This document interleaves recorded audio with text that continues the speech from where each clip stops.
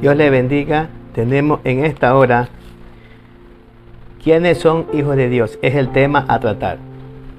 Y nos vamos a través de la palabra del Señor en San Juan 1, del 11 al 13. Dice así la palabra del eterno Dios. A los suyos vino y los suyos no le recibieron. Mas a todos los que le recibieron, a los que creen en su nombre, les dio potestad de ser hechos hijos de Dios, los cuales no son engendrados de sangre, ni de voluntad de carne, ni de voluntad de varón, sino de Dios. Como vemos en este pasaje, enseña el libro de San Juan, capítulo 1, del 1 al 13, dice que los hijos de Dios, los que son hijos de Dios, son engendrados por Dios. Han creído en Cristo, le han recibido como su Señor y Salvador. Este mundo enseña diferente, enseña que todos son hijos de Dios. O sea, es algo que no tiene ni una lógica, porque no se compara al fundamento bíblico, aquel que estamos estudiando en esta hora, en esta reflexión. Para ser hijos de Dios, primeramente tiene que haber arrepentimiento de los pecados y creer en Cristo, que Él vino a morir por los pecados. Creer en Cristo como su Salvador y Señor. Entonces ahí Dios lo engendra a través de su Santo Espíritu. Es la única manera de ser hijo de Dios.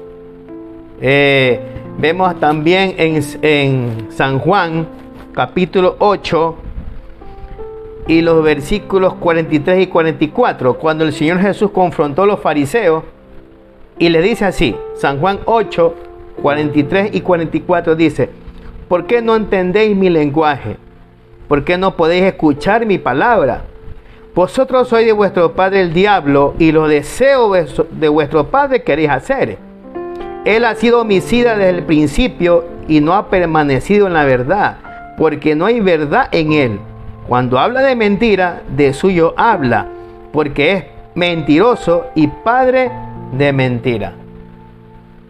Vemos que a los fariseos Jesús mismo los confrontó, ya que no creían en él.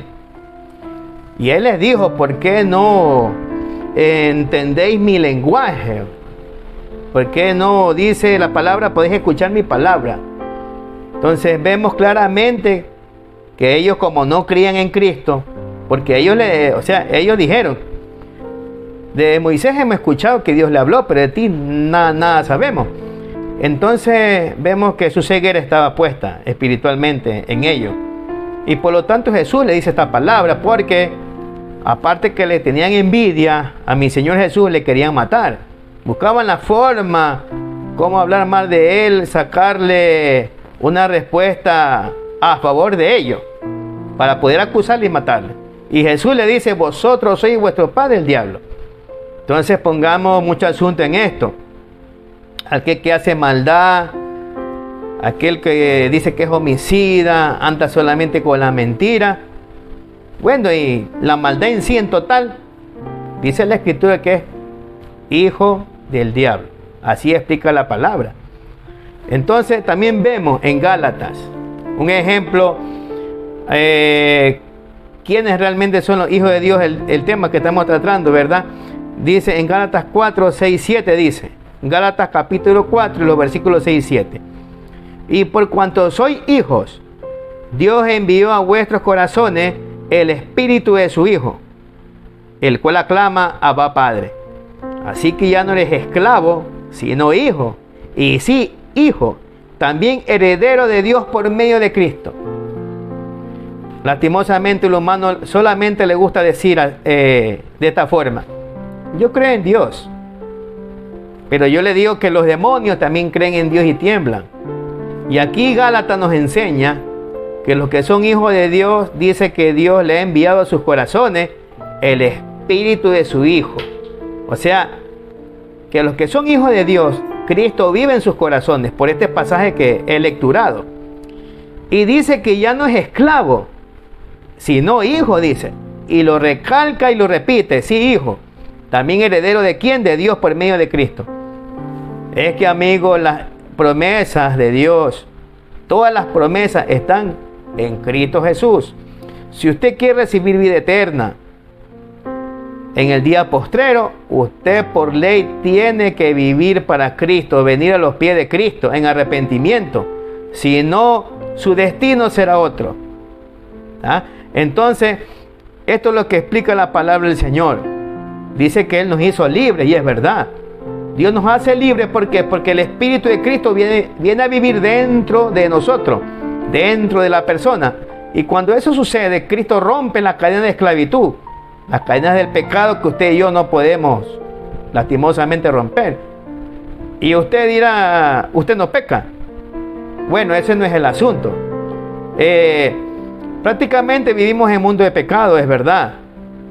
Pero una cosa es pecar adrede, sabiendo lo malo, y otra cosa es que uno peque sin querer. O sea, por A o B motivo pasó algo, pero no lo hizo con la intención que sabía que era pecar.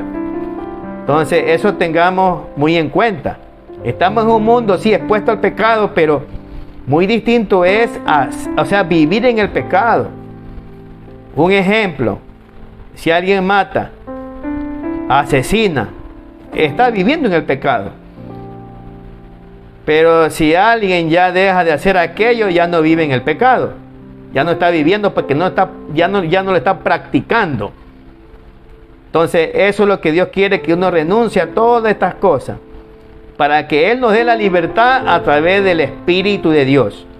Y como también lo dice, vamos a ver en Romanos 8,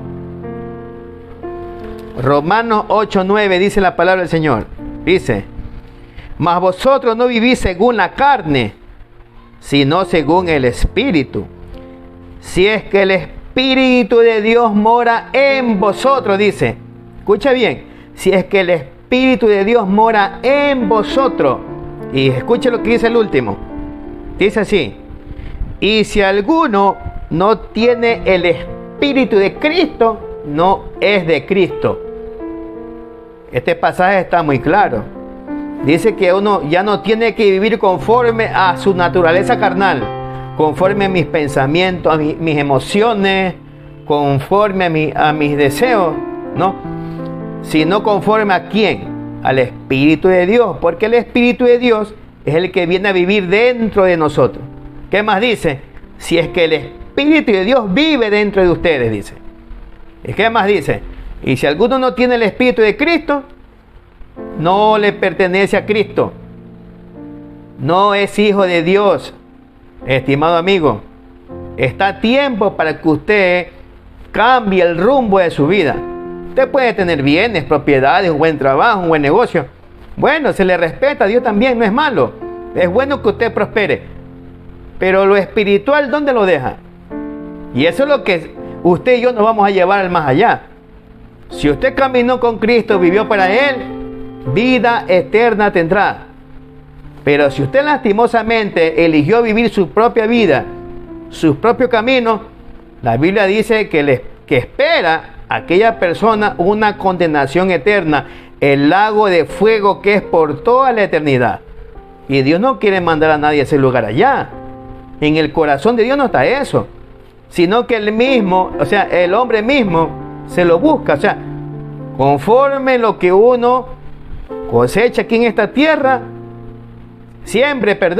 va a cosechar. Si cosechó en lo espiritual, vida eterna tendrá. Y si cosechó para la carne, pues muerte eterna tendrá, que es el lago de fuego.